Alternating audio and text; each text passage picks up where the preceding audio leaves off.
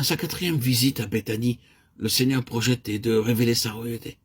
Il fallait que ses amis comprennent ceci, savoir comment ils pourraient jouir des privilèges de cette royauté et paradoxalement comment être humble et soumis. Pour accomplir la prophétie de Zacharie 9:9, le Seigneur vint cette quatrième fois à Béthanie sur la route de Jérusalem pour montrer sa royauté et comment être amené à cette royauté par l'humilité et la soumission. Beaucoup de croyants ont accepté le Seigneur Jésus seulement comme leur sauveur. Ils le veulent uniquement pour pardonner leurs péchés et éventuellement les prendre au ciel là où ils seront réjouis éternellement dans quelques coins. Ils n'ont pas compris que le réel désir du Seigneur Jésus est de faire d'eux des co-ouvriers et des partenaires et que dans ce but, ils doivent constamment se placer sous sa royauté et sa seigneurie. Dans beaucoup de cas, après bien des années de défaites et d'échecs, ils comprennent enfin et donnent la bonne place dans leur cœur au Seigneur Jésus comme au roi céleste. Il doit être le roi de nos cœurs, de notre foyer, de notre assemblée. Et son autorité doit s'exercer pleinement et constamment au milieu de nous, aussi bien individuellement que dans notre famille ou dans l'église.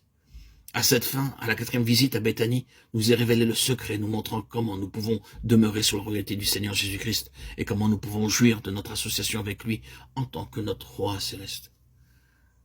C'est à dessein que notre Seigneur choisit le petit d'une ânesse pour entrer à Jérusalem, bien qu'il ait pouvoir et autorité sur tous les animaux.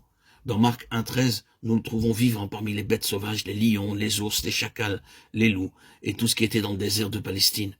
Et ils lui obéissaient. Il est dit qu'il était avec eux.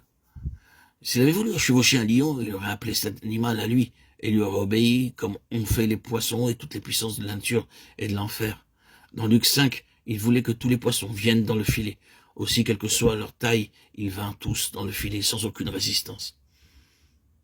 En passant, nous remarquons que dans ce miracle, le Seigneur a montré comment Pierre et les apôtres devaient apporter l'évangile à tout le monde.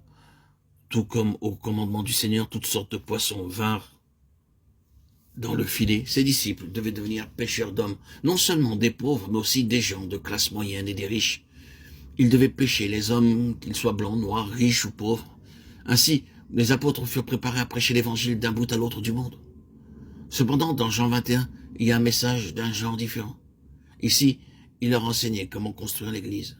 Il dit au verset 17, « Paix mes brebis ». Les apôtres étaient établis pour amener les croyants à la maturité.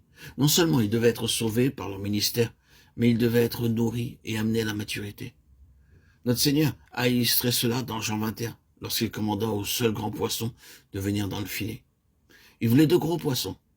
Les disciples étaient ainsi préparés et enseignés pour amener les croyants à la majorité et à la pleine maturité, jusqu'à ce que nous soyons tous parvenus à l'unité de la foi et de la connaissance du Fils de Dieu, à l'état d'homme fait à la mesure de la stature parfaite de Christ.